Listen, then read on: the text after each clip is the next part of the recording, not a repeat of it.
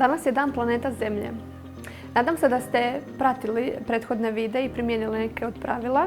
Međutim, ono što već danas možete napraviti je koristiti ekološku vrećicu. Često platnenu vrećicu zaboravimo doma, pa je moj savjet da ju uvijek imamo sa sobom u torbi, ruksaku ili u autu. Ono što možemo napraviti je kupovina u rinfuzi sa svojim ekološkim vrećicama. Došla sam iz dućana sa porilukom, raznim vrstama povrća i grahom. Sad ću vam pokazati razne primjere vrećica koje su ok za upotrebu i ekološki su prihvatljive, ali ću vam pokazati i vrećice koje koristimo u svakodnevnom životu, a nisu baš najekološkije.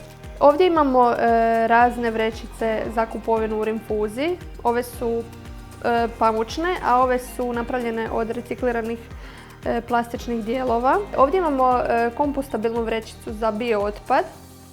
Ovo je kompostabilna vrećica za izmet naših ljubimaca koja se vrlo lako raspada.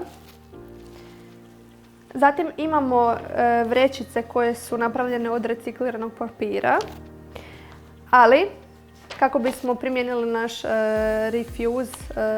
refuse pravilo, možemo iskoristiti i ovakve vrećice koje zapravo možemo naći u bilo kojem dućanu ako zaboravimo svoju platnenu vrećicu.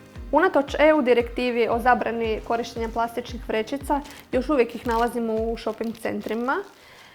Te vrećice se u principu koriste svega 12 minuta i nakon toga završavaju u prirodi, nakon čega se razgrađuju 400-500 godina.